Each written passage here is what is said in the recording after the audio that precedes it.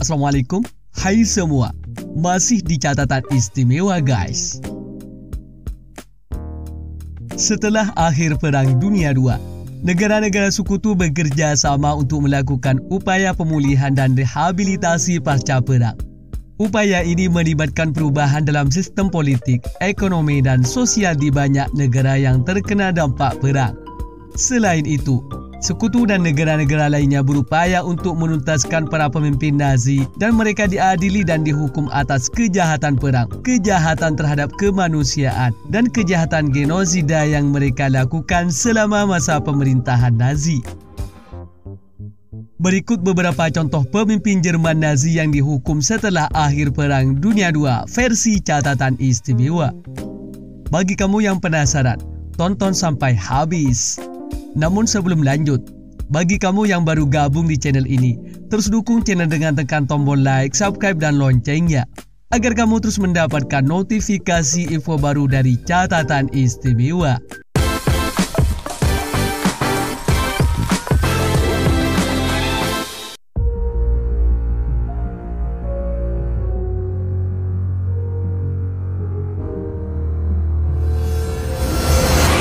Yang pertama, Adolf Hitler. Setelah Adolf Hitler meninggal pada tahun 1945, jasadnya ditemukan oleh pasukan Soviet. Dilaporkan bahwa jasad Hitler dan istrinya Eva Braun dibakar di luar bunker tempat mereka bunuh diri di Berlin. Namun ada beberapa kontroversi dan spekulasi mengenai nasib pasti jasad sang pemimpin Nazi ini. Pada tahun 1970-an, pemerintah Soviet mengklaim bahwa mereka telah menghancurkan sisa-sisa tersebut dan menyebarkan abunya di sungai terdekat. Kemudian kabar lain muncul. Pada tahun 2000, pihak Rusia membuka kembali penyelidikan dan melakukan tes DNA pada fragmen tengkorak yang diyakini sebagai sisa-sisa Hitler. Hasil tes menunjukkan bahwa tengkorak tersebut sebenarnya milik seorang wanita yang berusia muda, sehingga menimbulkan keraguan tentang kebenaran klaim Soviet. Meskipun demikian, secara umum diterima bahwa jasad Hitler dibakar setelah kematiannya. Namun, karena ada sedikit bukti fisik yang tersisa, nasib pasti jasadnya masih menjadi misteri. Setelah kematian Hitler, pasukan sekutu terus maju ke Berlin. Dan pada tanggal 2 Mei 1945, pasukan Jerman menyerah secara resmi kepada sekutu. Pasca perang, sejumlah pemimpin Nazi yang masih hidup ditangkap dan diadili dalam pengadilan Nuremberg yang berlangsung dari tahun 1945 hingga 1946. Pengadilan ini bertujuan untuk mengadili para pemimpin Nazi atas kejahatan perang, kejahatan terhadap kemanusiaan, dan kejahatan lainnya yang dilakukan selama Perang Dunia II. Namun, Hitler sendiri tidak menghadapi pengadilan ini karena ia telah meninggal sebelumnya. Meskipun demikian, pengadilan Nuremberg menjadi penting dalam mengungkap kejahatan dan tanggung jawab tiap individu di dalam rezim Nazi.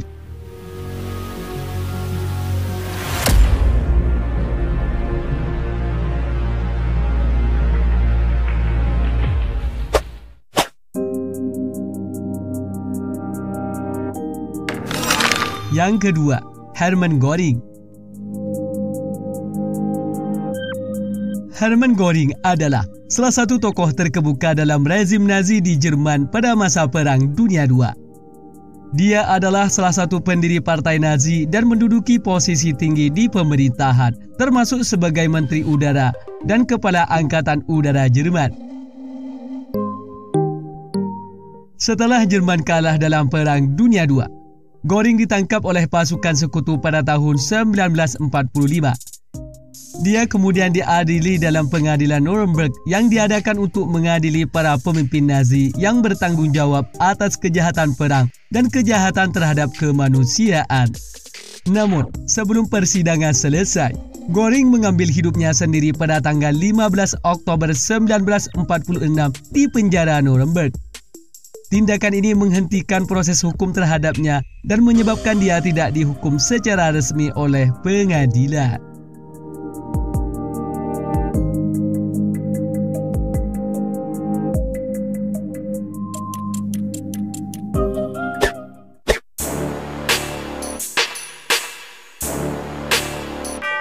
Yang ketiga, Rudolf Höss. Rudolf Höss adalah seorang politikus Jerman yang menjadi deputi Adolf Hitler dan anggota penting dalam partai Nazi. Dia adalah salah satu pendiri awal partai tersebut dan berperan dalam pembentukan kebijakan dan pengambilan keputusan selama era Nazi. Setelah Perang Dunia II, Höss ditangkap oleh pasukan Inggris pada tahun 1941 ketika ia mendarat di Skotlandia dalam upaya untuk memulai negosiasi perdamaian terpisah antara Jerman dan Inggris. Ia kemudian diadili di pengadilan Nuremberg pada tahun 1946 atas tuduhan kejahatan perang, kejahatan terhadap kemanusiaan, dan konspirasi untuk melakukan kejahatan tersebut. Höss dinyatakan bersalah dan dijatuhi hukuman penjara seumur hidup. Dia dipenjara di Spandau, Berlin Barat hingga kematiannya pada tahun 1987. Höss adalah satu-satunya narapidana yang tetap berada di penjara setelah pengadilan Nuremberg karena dia menolak pembebasan bersyarat yang ditawarkan kepadanya.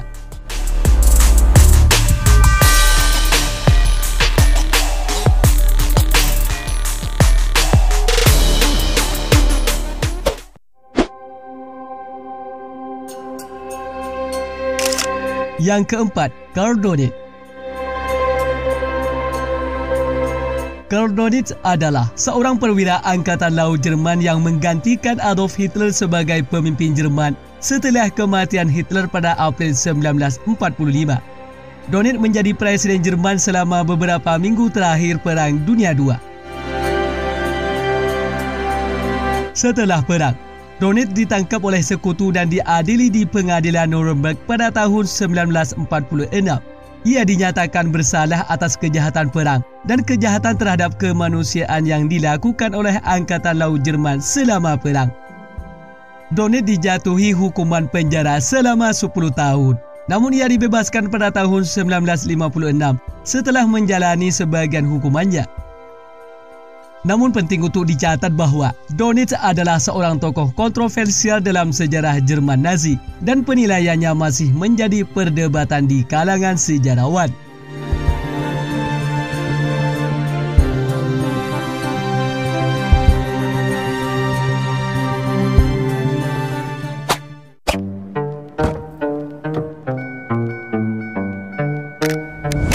Yang kelima, Albert Speer. Albert Speer adalah seorang arsitek terkenal dalam politisi Jerman Nazi. Ia dikenal sebagai arsitek pribadi Adolf Hitler dan bertanggung jawab atas beberapa proyek besar yang dilakukan oleh rezim Nazi, termasuk pembangunan kota baru Welthauptstadt Germania yang tidak pernah selesai. Selain menjadi arsitek, Speer juga menjabat sebagai Menteri Persenjataan dan Produksi Perang Jerman Nazi selama Perang Dunia II. Ia bertanggung jawab atas pengorganisasian produksi perang Jerman, termasuk penggunaan tenaga kerja paksa dari tahanan perang dan kamp konsentrasi. Setelah akhir Perang Dunia II, Speer ditangkap dan diadili di pengadilan Nuremberg atas tuduhan kejahatan perang dan kejahatan terhadap kemanusiaan. Meskipun ia mengakui tanggung jawabnya dalam kejahatan rezim Nazi, ia mengklaim bahwa ia tidak mengetahui tentang Holocaust atau kebijakan genosida Nazi lainnya. Speer dihukum penjara selama 20 tahun di penjara Spandau, Berlin Barat. Kemudian ia dibebaskan pada tahun 1966 dan meninggal dunia pada tahun 1981. Namun, warisan dan peran Speer dalam rezim Nazi tetap kontroversial dan menjadi subjek debat di kalangan sejarawan dan peneliti.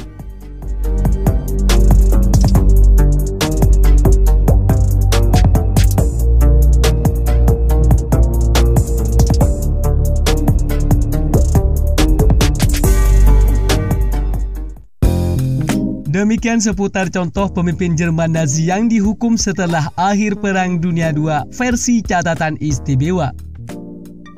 Namun perlu kita tambahi bahwa selain para pemimpin tersebut, ada banyak pemimpin dan anggota partai Nazi lainnya yang diadili dan dihukum setelah perang, baik di pengadilan Nuremberg maupun di pengadilan nasional di Jerman dan negara lain. Proses pengadilan ini bertujuan untuk memastikan bertanggung-jawaban atas kejahatan yang dilakukan selama masa pemerintahan Nazi. Bagi kamu yang punya tambahan atau koreksi seputar penangkapan pemimpin Nazi Perang Dunia II, tulis di kolom komentar ya. Sampai sini dulu guys. Sampai bertemu kembali di catatan istimewa selanjutnya. Wassalam.